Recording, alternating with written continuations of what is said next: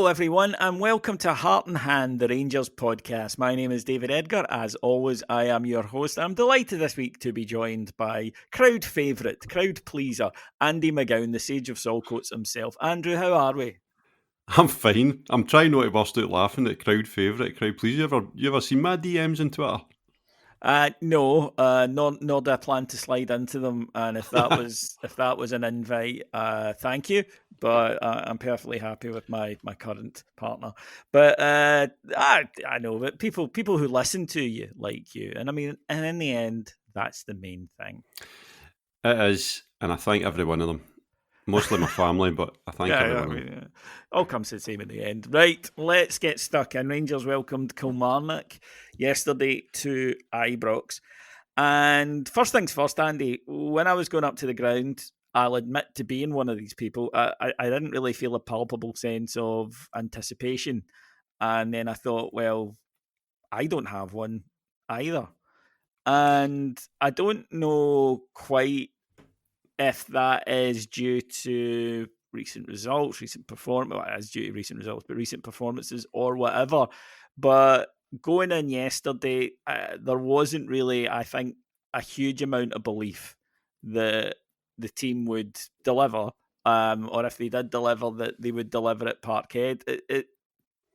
Is that maybe something that I've dreamed up based on my own feelings, or is it something that was noticeable, I thought, early doors yesterday?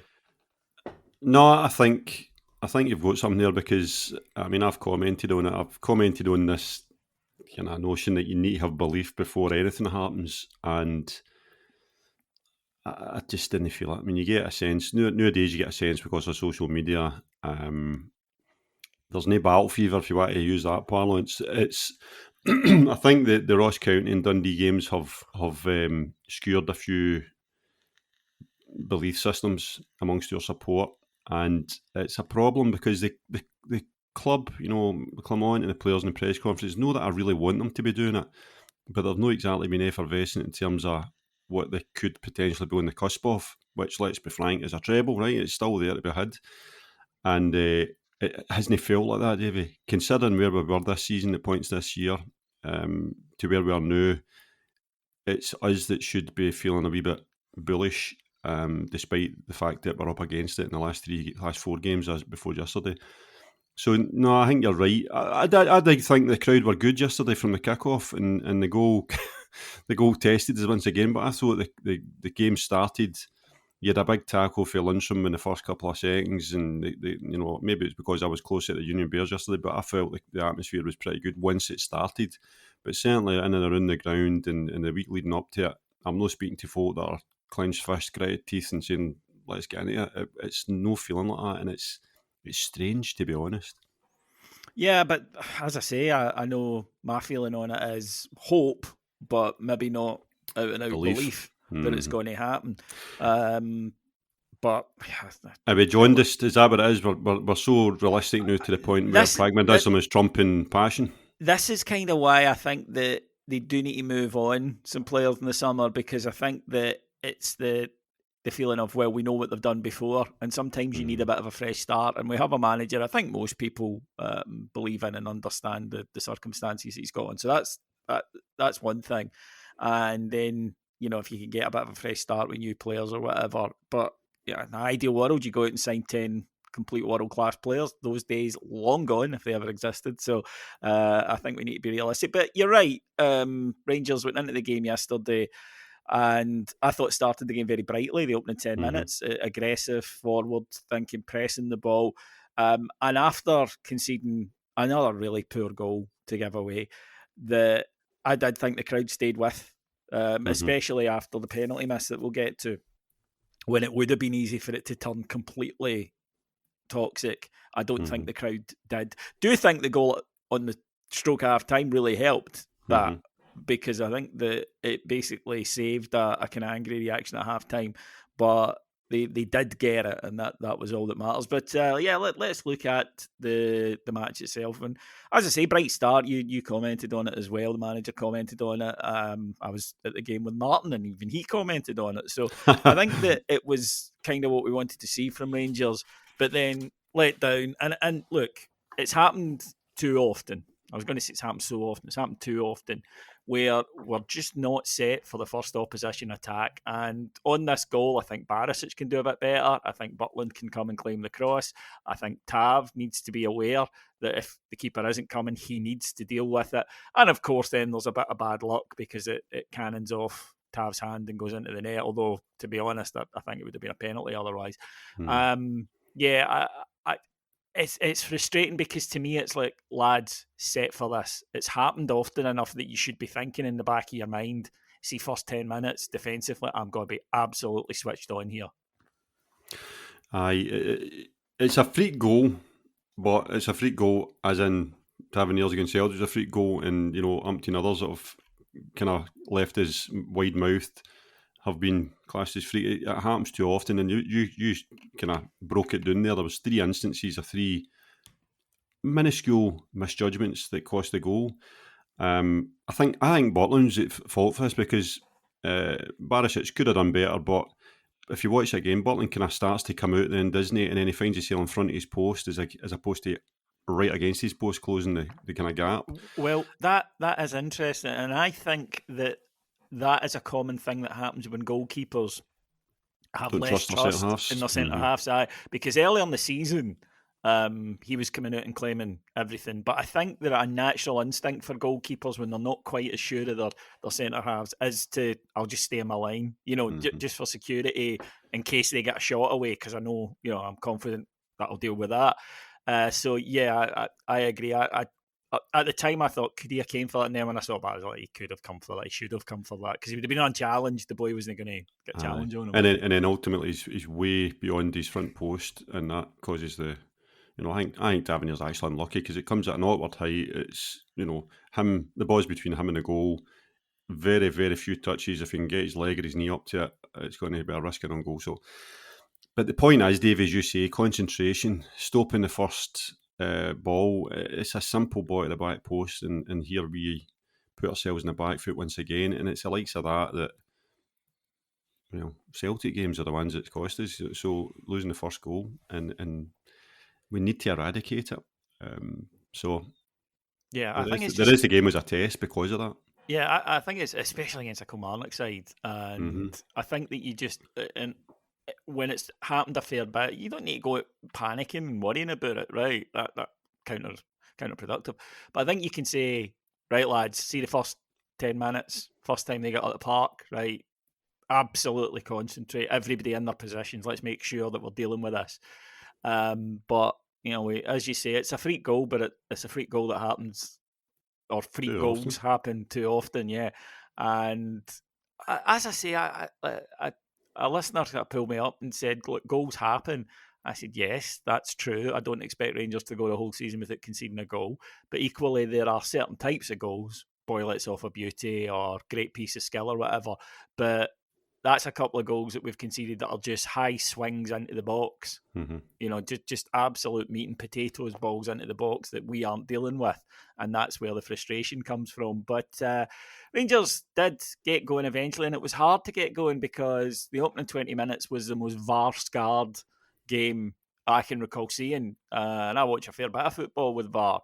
But I did think there were 4 in the opening 20 minutes. And, Derek McInnes was complaining about where 8 minutes came from. Well, there were 4 VAR checks made plus your time wasting. So I don't think 8 minutes was outrageous. I thought it might even be 10 before it. But on the VAR checks, the first one, the Kilmarnock, the Kilmarnock handball in the opening minutes. And the manager made the point, and I think it's a fair point, that how often do you see somebody sent to the monitor and stick with their decision? It doesn't really happen. But then having been at the ground and then watched it back, he shouldn't have been sent to the monitor, Andy. That's never a penalty in a billion years. No chance. And well done, by the way, to the ref. I thought it was a poor game. I'm not going to sit here and say, but he should have stuck with that decision.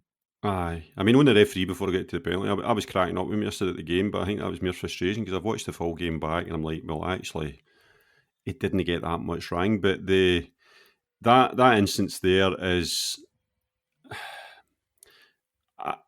I think whoever's in the VAR, was it Kirkland, who I don't actually know is a referee, but Kirkland was in the VAR room, and I really do not know what he's thinking there, because I mean, if you read the rules of the game, which too many are nae, including the likes of Michael Stewart, and they create narratives, and it's completely wrong. But it's got to be deliberate, and the boy's got to be making their body unnaturally bigger. But I don't think that was That's unnatural. the You see, they're deliberate part, so making your body bigger, not like you have to decide I'm going to handball it, but it's the aye. making your body bigger, natural position.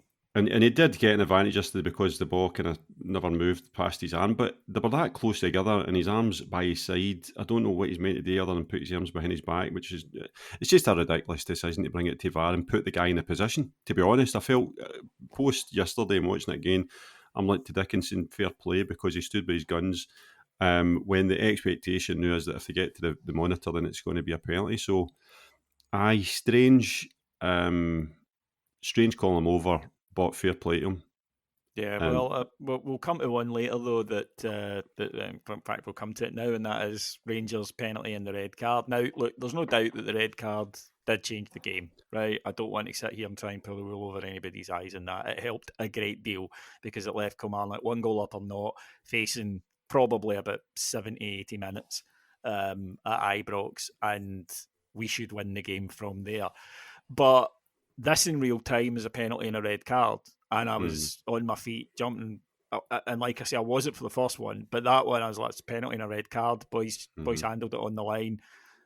Unfortunate penalty and a red card. Them's the rules. And the ref didn't give it. Now, the stat is that Rangers have had 16 penalties this season, 13 of which have come from VAR. Now, I'm sure that people who don't like to go, well, you got hundreds of penalties. See, it's like, well, yes, so do Celtic, so do Man City, so do teams at top of leagues, because they tend to have a lot of the ball and they tend to be in the opposition box a hell of a lot more than a side in 8th or 9th, right? That's how it works. But 13 out of 16 needing to go to VAR. And then the referees all confirming them, by the way. That's the thing. Referees are then asked to go and look at it and then give the penalty. I don't see how you can look at that in any other way than referees are frightened to give Rangers penalties and therefore want, it was VAR, and they want to share the load of making the decision. Yeah. I think there's something in that. I think that they're not using VAR the way it should be, which is to correct them if they make a mistake, so they can make the call and be rectified. And I thought yesterday that was it looked in real time to be a penalty. And the thing I would probably say in their defence, David, is I didn't see that many out and out, jumping up and down for a penalty. The game kind of played on a wee bit. So I think that definitely influences, rightly or wrongly, the referee and what they do next, where if there's people jumping about, it puts them in their split second in their mind that, that might be a penalty. So this is what VAR's here for, and this is why I have to laugh when the naysayers say, we lost so much time during that game, or VAR's breaking up play, or it's taking away the joy of a goal and all this kind of stuff. It gets to the right decision, and here we are in the middle of a title fight, and that would have been it was a critical point in that match that would have been. Well, I don't think he would have gave it, Davey, in real time if VAR didn't exist, No, but it would have been, I mean, even if the safety net of VAR's not there in his mind, I don't think he gives it. The linesman had given offside, which it wasn't. Yeah. So you're absolutely right. There is that about VAR, but I must admit, just from a fan point of view, I do. You don't know it's a goal to the kickoff type. I don't enjoy that as much as I enjoyed a goal, right? Yeah. And just the leap up and the hug your mate. See the leap up and you hug your mate, then the wait.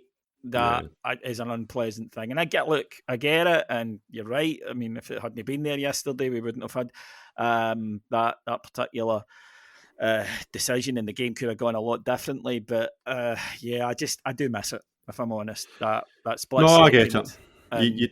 Because you get that doubt, and then you're sitting waiting for the kick-off again before, because that's when you know it's actually 100%, and it is pretty soul-destroying when you lose that moment of ecstasy. But I think that because people have said, well, you get when the ref does point this, but you get that other, and I'm like, yeah, but it's not the same. It's not that instantaneous piece of joy. So you're meaning the actual penalty? You're meaning the actual penalty? No, when the ref points to goal, whistles and points to the centre circle right, after the VAR check, right? And people say, well, you get the the emotion then. And I'm like, it's not the same though. But look, I understand it, and the arguments about VAR will continue to rage. But we get the penalty. Tab misses it 3 out of his last 5. Martin made a point to me yesterday, and listeners on our Patreon will have heard. He's taken a lot of penalties over the years, and there comes a point where when you're playing the same teams 4, sometimes 5, sometimes 6 times a season, their keepers are going to get used to you, and there's only so many places you can put it. 3 out of 5 is not great form, and I doubt very much it'll happen. But I would be, if I was the striker, if I was Dessers in that dressing room, I'd be going out to the manager and went, "I'll hit these, give me them." That. But then I would always want a free shot at goal for 12 yards because I played up front.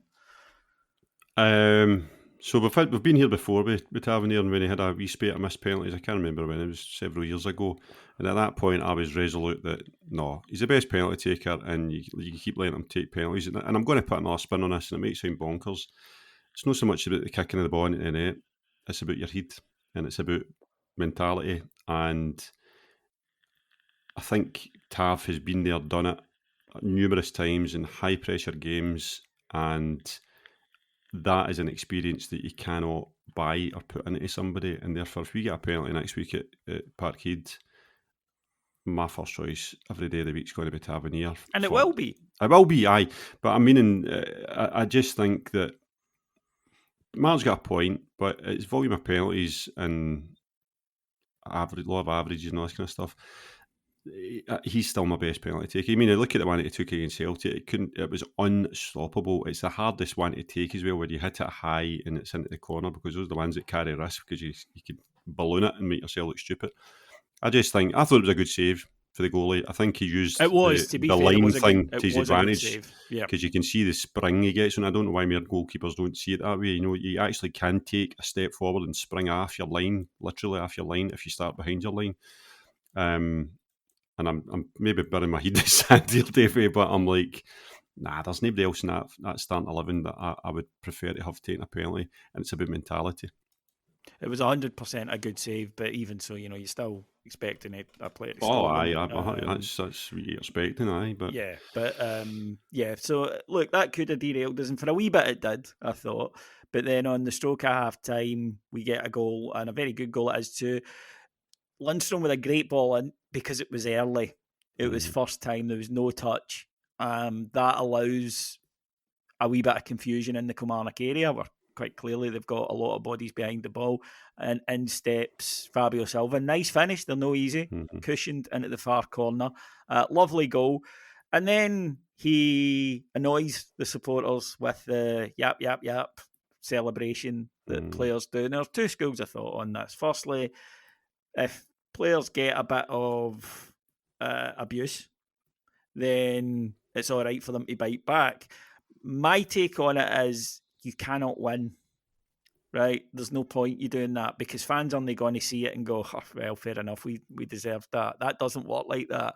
So all it does is antagonise people, and that's why you shouldn't do it. It's not a case of whether you feel you're justified doing it or not. It's the fact that you are going to annoy a large proportion of people who you want on your side. It's silly and it's self-defeating. I'm in agreement. So Silva has been largely a disappointment since the game.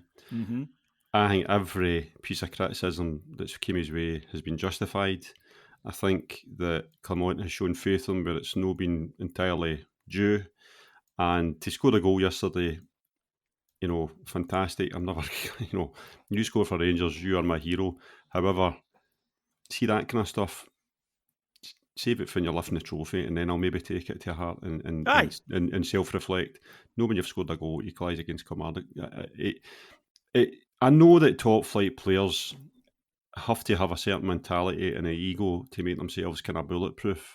I understand that, and they have to be quite self-centred and no listening to all the nonsense, because it would crush you. Lesser mortals, it would actually crush them.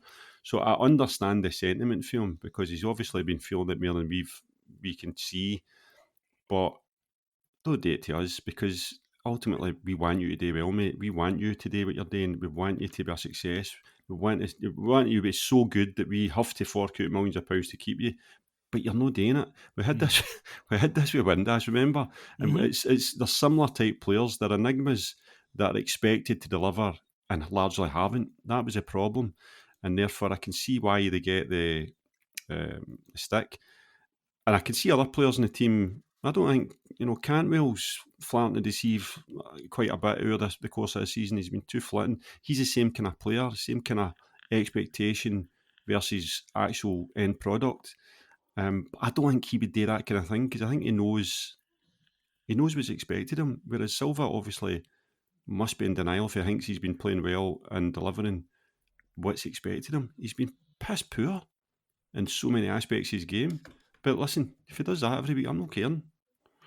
I think that I go back to Alex McLeish, the day we won the league against Dunfermline, the last day, and he put the microphone on the pitch after it, and he said, he was giving his thank yous and all the rest of it, and he said, we've had some we've had some bad days, and then he went to the crowd, and you've had some bad days as well, and the crowd laughed because he was waving a bit of silver at us, and he was right, and that's the time to do it. Because you're in an unassailable position. You're standing there with the thing that says, I got this right. I delivered. You're right. You're righteous. So therefore you are right. That's it. You've got that. That's the moment to do it. Shows your medals, basically, because that shuts us up. Nothing we can say when you do that. But anyway, Andy and I may be old, shouting at listen, but I still we're that old day. We can remember Cammy Fraser giving us the finger. Do you remember that? Yeah, I hated that bastard for that. Yeah, that really stuck with a lot of Rangers fans. It did stick, and it's why you mention him now, and boys that remember him will go, "Ah, prick gave us the Vickies." I was the Vickies. It wasn't the thing. That's right. It was after he scored a goal. Aye, that's what it was. So it's not a new thing, But I know we're difficult to play in front of, right? I know that we can be absolute perfectionists.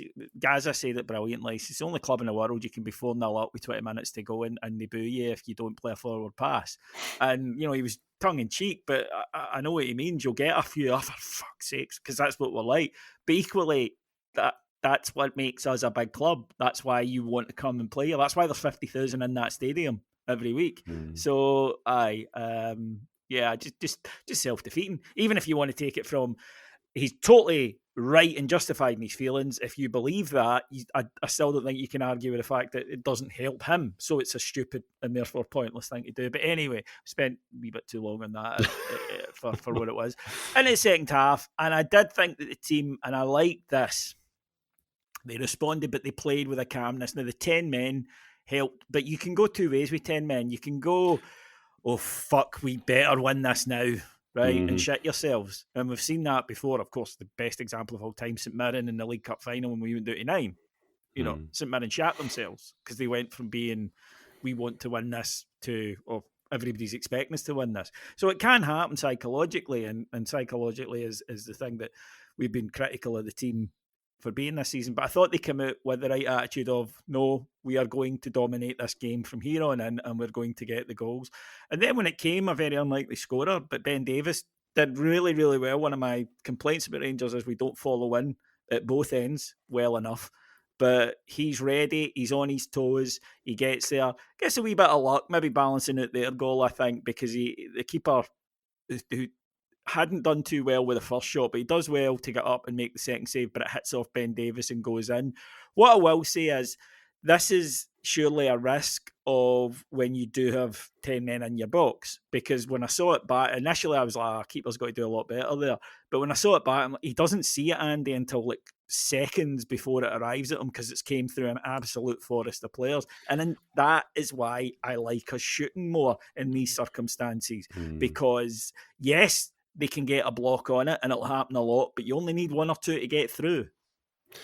Aye. And it was so your corners yesterday are worth talking about. First of all, 10 men, the last team in Scotland you want to play against 10 men is Kilmarnock, because they're hard enough. Exactly. And they're quite well suited to that kind of back to the ball stuff. But anyway, the corners yesterday were intriguing, because what you had mostly was Cantwell showing for it, not quite short, but shortish. And we used that option quite a bit. And I'm presuming this is a Clermont thing, but week to week, game to game, we change about what we do. Sometimes we're in swinging, sometimes we're out swinging, sometimes we're doing this kind of adjustment where we do the short corner.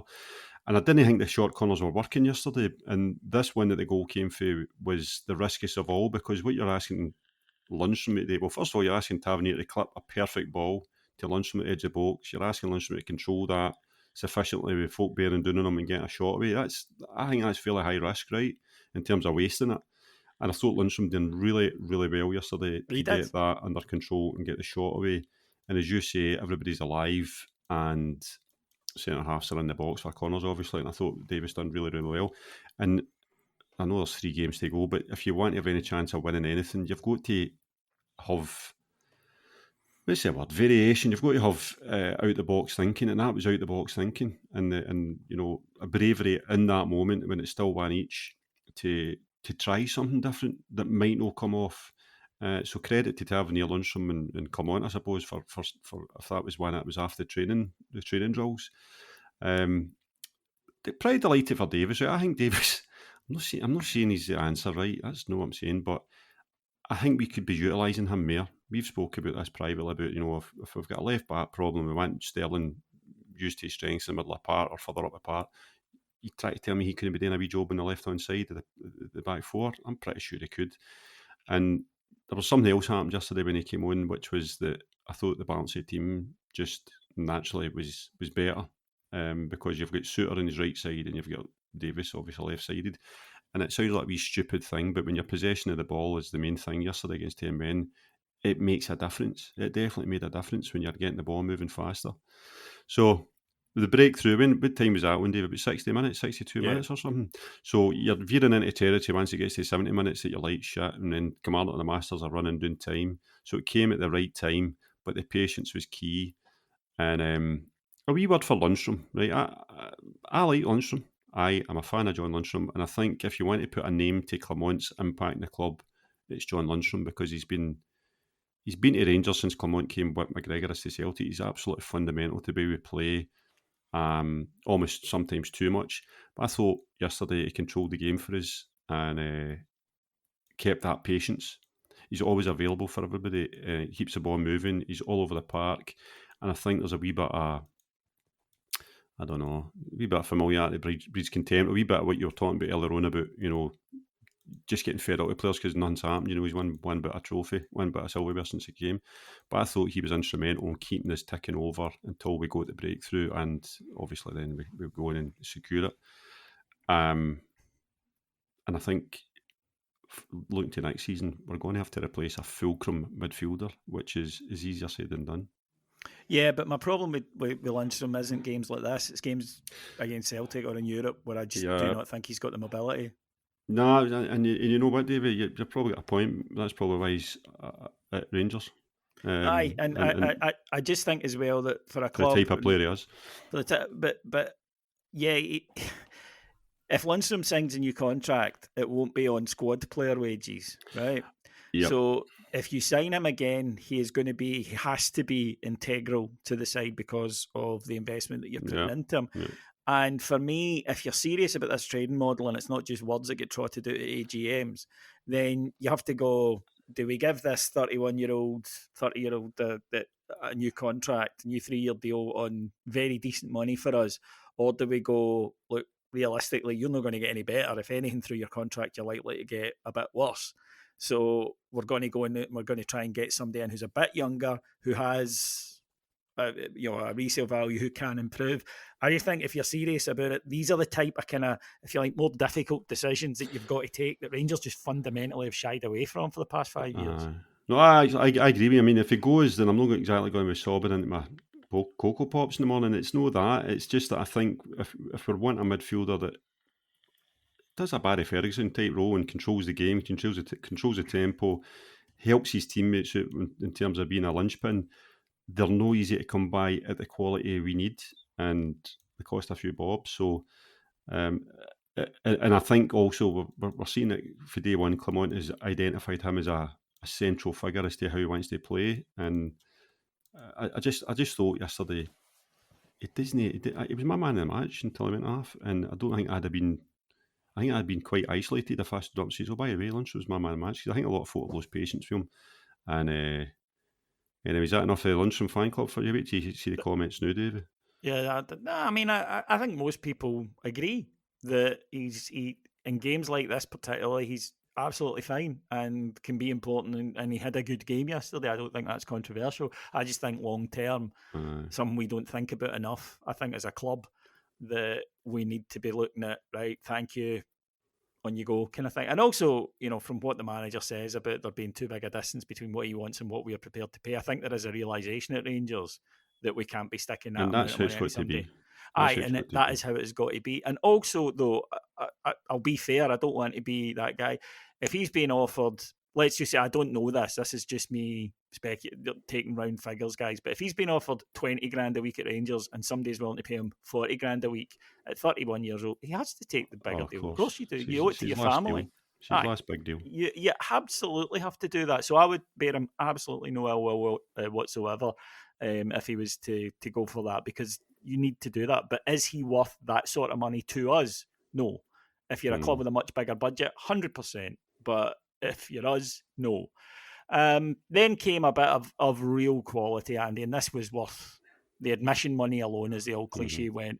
Tom Lawrence running out of midfield, gets the ball, touches it past the Kilmarnock defender, touches it round again past another one with a lovely kind of 1-2 with himself, and then just an absolute corker, top corner, pace, dip, swerve, a beauty. I mean, really was an extraordinarily good goal. Aye, aesthetically beautiful. If I was asked you, Davey, who's your best number 10, who would you say? I'd still say Cantwell, and here's why. Again, and this has happened to us quite a lot over the years, if you could put these two players' characteristics together, you would have a hell of a player. Tom Lawrence, I think, has more skill and end product. Cantwell has more mobility. I just think Lawrence's legs either have gone or haven't been the same since his injury, because there's been games that he's played where he's just miles off the pace. That's also, I think, with Tom Lawrence, I think you put Cantwell on for 60, 70 minutes, and then when Lawrence comes on, when teams are tired, and then the legs don't become such an issue, he can do things like that. And there are players who make good subs. Yeah, I think it's Kieran Dyle, miss it. No, I'm only joking.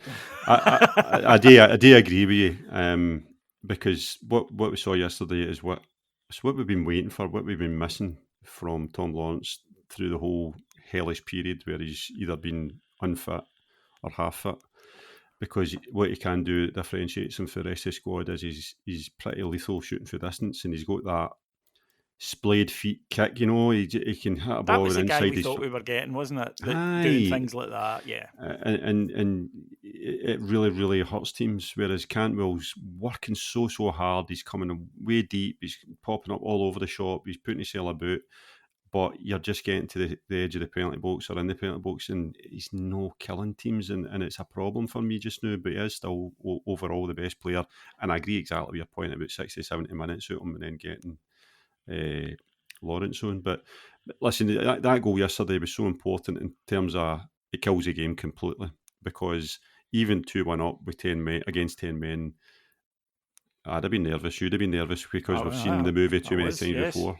Yes. And you've got a set piece specialist team you're up against, and all it takes is for one corner, one shitty free kick in the last third, and you're sitting there biting your nails. So, but what a goal it was, because what makes it so spectacularly beautiful was the initial wee touch round Mayo just to keep it out him, and then the sending them off for their dinner to the right back position, and then it just opens up for him, and what a finish. It was absolutely spectacular. Yeah, it was a really super goal. I thoroughly enjoyed it. And then still time for a fourth, and I think the fourth was the one that made the crowd go, right, okay, good day at the office. I think that was the difference. I think 4 was a kind of, when they went out to 10 men, was sort of the level that you would settle for. And again, I mean, it'd be nice to win 6-7 and put a dent in the goal difference. But the problem with that is it's still Kilmarnock, and as you said, as the manager said, actually, it doesn't make a hell of a lot of difference to them to lose a man in that. Okay, Defensive they're not going sense. to attack. Yes, they're not going to attack so much. So yes, you're maybe unlikely to concede more, but in terms of scoring, they're still going to just have their exact same shape. And they drop deep. They don't take patience like that's our heaviest defeat of the season. fact, we're the only team to beat them since the start of December. So to show you how well drilled they are. But we did get that fourth. And again, good play by John Suter. And I do want to give him a bit of credit here, because how many times you see a player in that get under the header and head it over the bar? It happens constantly where they go and they take it too early. He lets it come down onto his head and nods it down. You should always nod the ball down. Right, that's when you get goals, and he's rewarded. But it's a much more difficult finish than it looks. He has to get up for it. It comes with Lawrence again. Lawrence checks and creates the space for himself to leather a shot at the goalie. And, if we learned anything yesterday, because we had a lot of shots yesterday. When I was watching it back in the telly, they commented on the number of shots we'd had, and it was like the fourth highest in the season for us. I'm glad to see it. You get things from it, Imagine if that, endlessly Davey. You shoot, things happen. Jesus this Christ. is the thing as a fan, right? I know we don't have the coaching badges, and I know that, we speak about cliches and stuff, and I get all that, and I understand why professionals, know more about the game. Neither you or me are the type to sit and say, I know more about football than a professional, because we don't, right? We're honest in that regard. But you will have a tough time convincing us as guys who just watch football that shooting doesn't increase your chances of scoring goals. Not 40 yards when, there's nobody near you and 100 players in front of you. But when you're in the edge of the box, surely you've got to be increasing your chances rather than just this endless tippy-tappy stuff. And we've got a couple of players that can. Diomande seems to have a thought to have a shoot whenever he can. Lundstrom can do it when he wants. And then when Lawrence is on the park, he has. This is something I'd level at Cantwell. He's not really a shooter. He done it at Easter Road to great effect, but we don't see enough of him having a pop, is the way I would call it. And another one who should be doing much better in this regard is Silva when he cuts in, because as a inverted quotes striker, his shooting isn't very good, so we need to do more of this. And the other thing I like to see happening is getting opposition defenders facing their own goal. So it happened with that boy you're talking about for the first goal with Lundstrom. Finlay or whoever it was is facing his own goal. You then get a chance to run on their back, and Silva does it. When you get a shot, they're having to turn, and if there's a rebound, they're facing their own goals. Anything can happen there. They're not facing the ball, they're not facing the play. So we need a bit of chaos. We can't just play beautiful football and whip a ball in, and I'd far rather see shots than crosses, to be quite fucking blunt with you, Davey. Yeah, I absolutely agree. The other thing, I think the main thing, talking point from yesterday, certainly when I was coming out of the game and speaking to people, was Dessers, who had one of his fiddliest non-shooty performances. I don't really know how else to say it. Just fucking shoot. I get that you want to make absolutely certain, but to have, I counted 4 opportunities when I watched the game back where he can get a shot off and he chooses not to. You can understand why people get frustrated with it. Aye. He's doing a job just now for us. I'm using that kind of phraseology because he's doing a job for us. And what I will say for him is that happy knack of being in the right place at the right time, he has it. The bit that's missing is what happens next, right? And 9 times out of 10, as you say, he wants to create the greatest or maximise the percentage chances I'm getting the ball in the net instead of just shooting. Marco Negri, back to goal, all he had in his mind was, how am I going to get this shot and target? And invariably something happened. Whereas he's the opposite. He gets a chance and he's wanting to make sure that basically the whole net's in front of him before he places it or passes it in the net. He needs to the last 3 games, and I don't know if I think it's just something that's in them. He needs to start being instinctive and just shooting whenever he gets a chance. He could have had 2 or 3 yesterday, absolutely. But more than that, he sometimes laying balls off when he shouldn't be, and then it's a shit lay off. But he's working hard. We can't argue with 20 goals. I thought that if something happens this season, looking back, I think the Hibs goal before half-time that he scored, the bullet header, will be a significant factor, because just like the Silva goal yesterday, it comes at a time where if you don't go in at half-time, you're totally deflated and you're up against it because you've got a team that's coming out galvanised, given that they've went in at half-time with the right result for them. So, do you know what, David? This season has been absolutely bonkers. And if Cyril Dessers is the most bonkers thing where he ends up scoring more than 20 goals for us and we win things, so be it. I don't think he's the answer long term. I don't think MD says that, because you watch it and you think to yourself, David, what could we be doing here if we had a fully proficient striker? You know, that's the thing. And some, I mean, he can't really hold the ball. He's got us. You said fiddly. That's a good adjective to describe him, because he can't hold men off, but he kind of causes him problems by being I don't know how to describe it, stone in front of him, being a wee bit of a niggle. He makes things happen in a very unorthodox way. It's a nuisance.